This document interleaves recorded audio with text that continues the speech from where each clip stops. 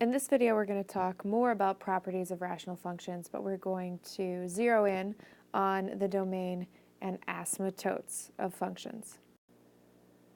Before we begin, it's important to note that a rational function, f of x, is the quotient of p of x and q of x, where p of x and q of x are also polynomial functions, and q of x cannot equal 0. So let's first talk about this graph here. So I have graphed f of x equals 1 over x squared, which is the reciprocal of our parent quadratic function f of x equals x squared.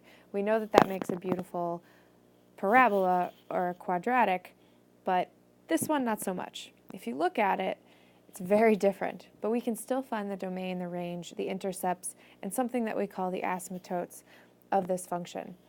So the domain is my x values that are real, and when I look at this, I see that x is going to stretch on to negative infinity and positive infinity, but it has this issue here, where x equals 0. And in fact, if I plug in x equals 0 into my function, I get an error. It doesn't exist.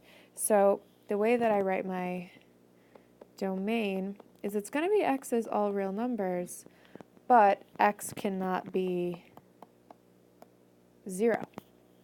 So when I look at the range of the function, which is our y values, it also hits some real values where y is greater than 0, but it looks like it has an issue as it gets closer and closer and closer to y equals 0.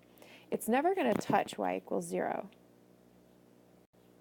So that means that I am going to have a range that is all real numbers, but y is going to have to be greater than 0 because it won't touch 0, but it will be all the real values greater than that. The x-intercepts. So if my function doesn't touch y equals 0, which is the x-axis, there are no x-intercepts. And also on the same token, if my domain is x is not going to be 0, it doesn't touch it, it's never going to touch the y-axis. So it doesn't have any intercepts, x or y. So something else to know is this funny word here called an asymptote, which essentially is a line that any curve is going to approach as it heads towards either negative or positive infinity on the x or y axis. So the important thing is that an asymptote is like this invisible line that a function or a curve just won't touch. It will get so close to, but it will never make contact with. So my asymptotes for this function are both vertical and horizontal because it will not touch the x-axis or the y-axis. So we represent it like this. So we say this function has a vertical asymptote at x equals 0 and a horizontal asymptote at y equals 0. So there are three types of asymptotes. There's horizontal and vertical, which are pretty self-explanatory, and we even saw those in our last example. And then there's something called oblique, which we'll talk about in a moment. But all of these are when a function or a curve approaches this invisible line or an asymptote and it never quite touches it. So if it approaches it like it's a horizontal dotted line, that's obviously a horizontal asymptote. On the same token, if it's approaching this invisible vertical line, it's a vertical asymptote. An oblique asymptote is when it approaches negative or positive infinity, but it actually approaches it not horizontally or vertically, but by some line, and that could have a positive or negative slope.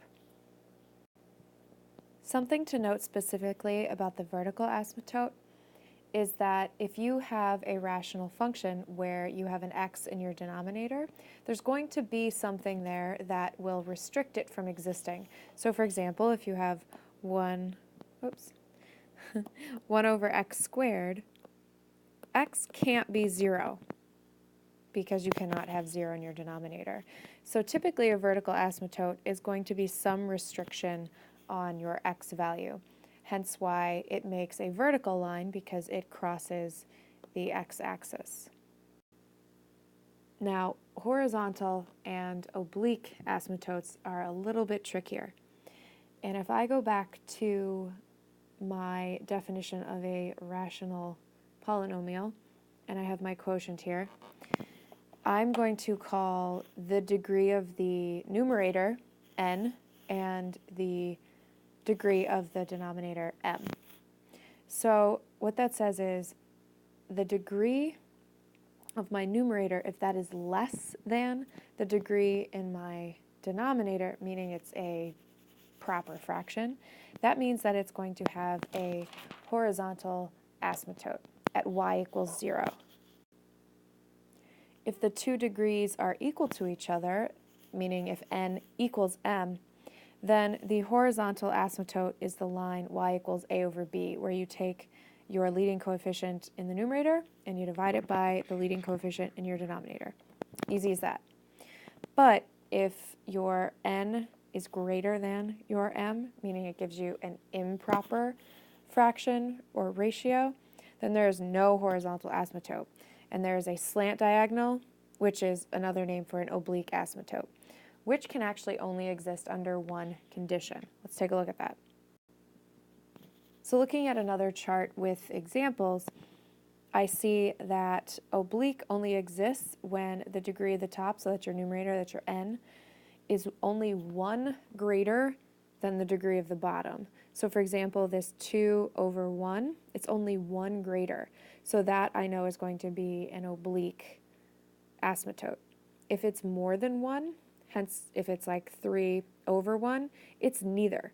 So oblique actually only exists when the degree of your numerator is 1 greater than the degree of your denominator.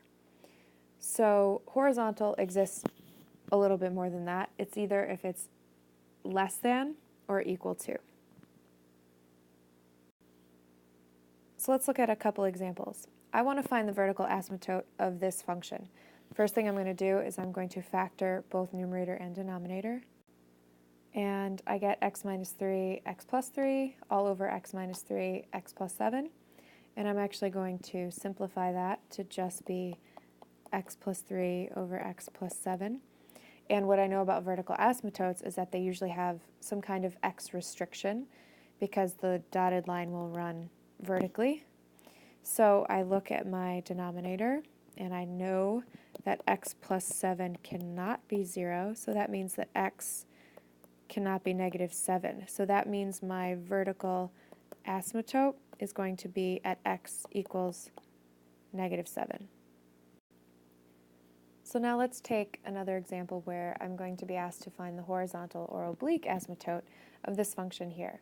So I look at the degree and I see that this is degree 3 and this is degree 4. And going on what I know from earlier in the video, n, my n value and my m value, n is less than m, which means that that's going to give me a horizontal asymptote at y equals 0. And you can actually check that by graphing it.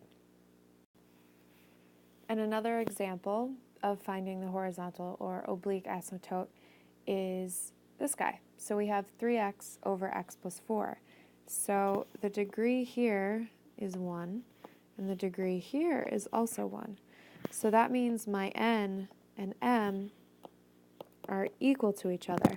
And what I know about that is that's going to give me a horizontal asymptote, but it's going to be the quotient of this coefficient and this coefficient, which is 1.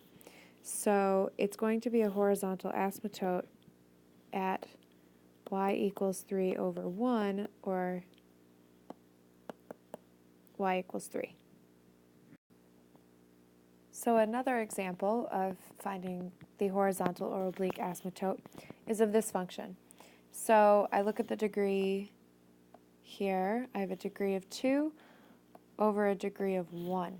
So that means my numerator is 1 greater than the denominator. So that's a situation where n is greater than m by 1.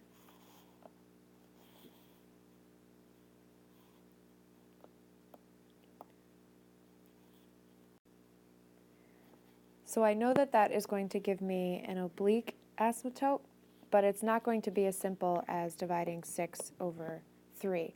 This actually requires me to find the entire quotient of this function. So I'm going to do that by synthetic division.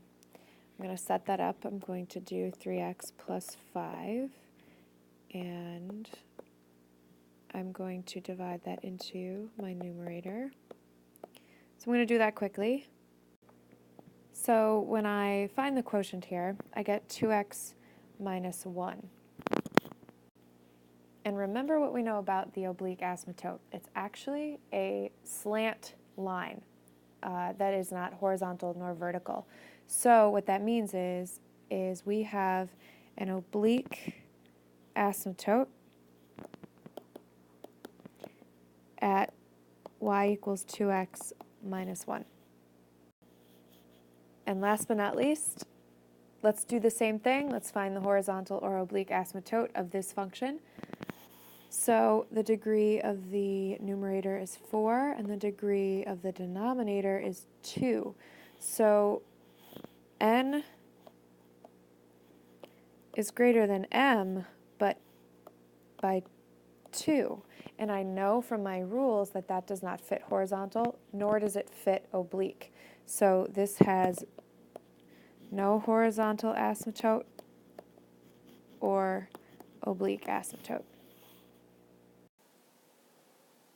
And that's going to do it for this video. Thanks for watching.